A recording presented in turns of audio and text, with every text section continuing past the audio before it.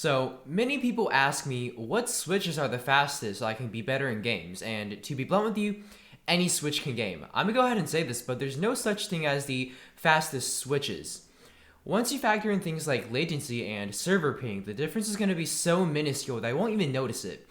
So in other words, you're not gonna game better from having faster inputs. It all depends on skill. What the heck was that?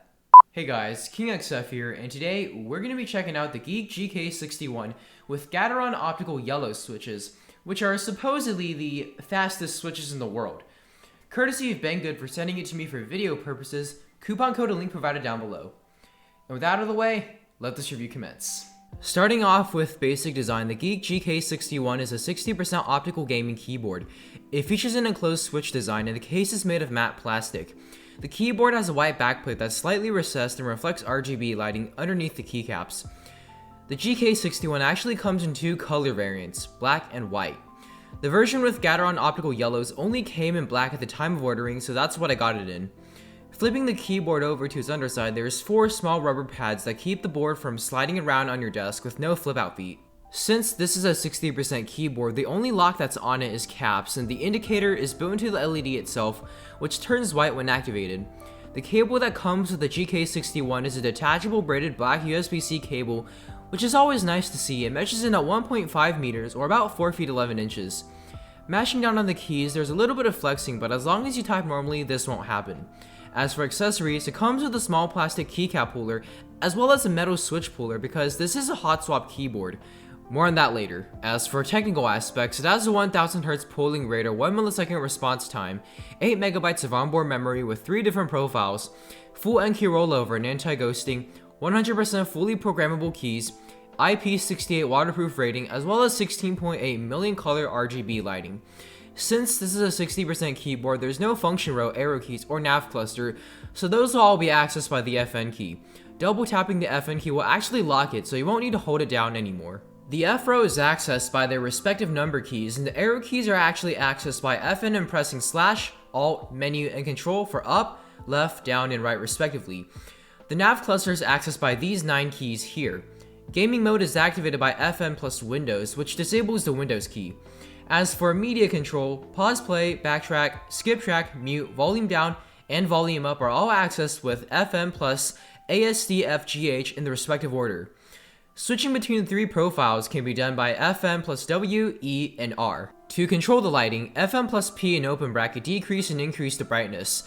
FM plus semicolon and apostrophe decrease and increase speed of dynamic effects. FM plus backspace will turn on and off the backlighting. And to cycle between effects, FM plus close bracket and backslash are used. And now I'll show you the 9 RGB lighting effects.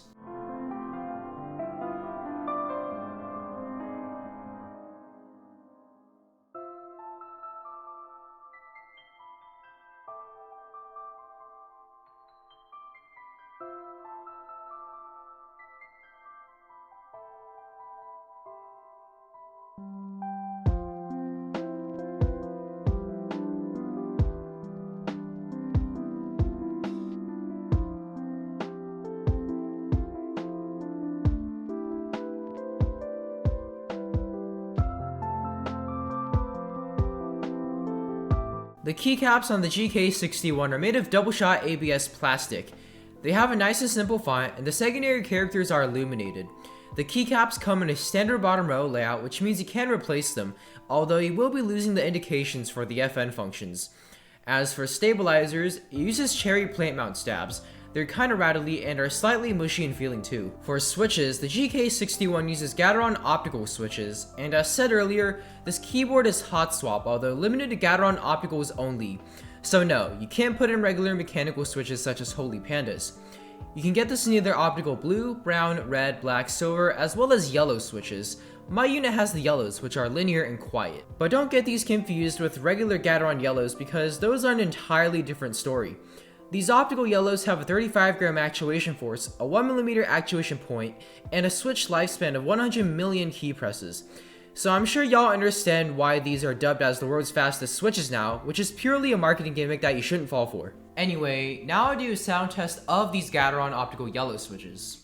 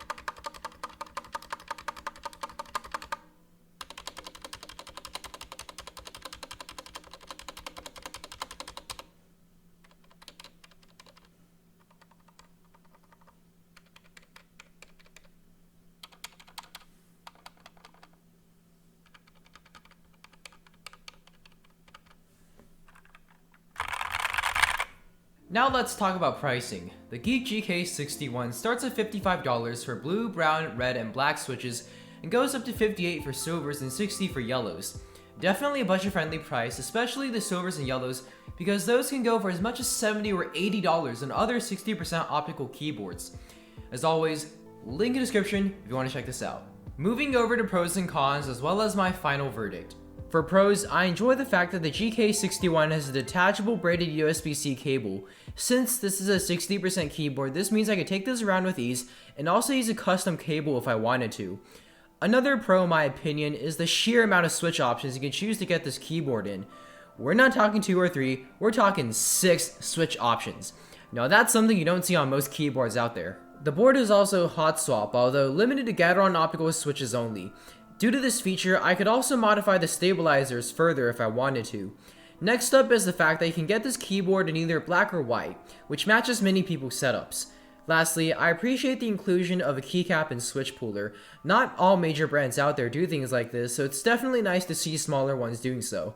As for cons, there's only really one that I have. I feel like the switches were a bit difficult to pull out of the sockets, so if this issue were fixed, it would make my overall thoughts on this keyboard better. So at the end of the day, would I recommend the Geek GK61?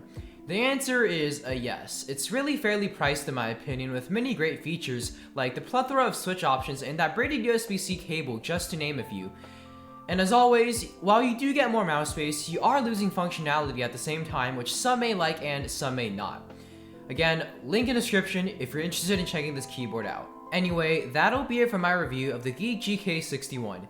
If you enjoyed this video, drop a like to show your support, subscribe if you haven't already, and ring that notification bell so you won't miss out on any of my future uploads.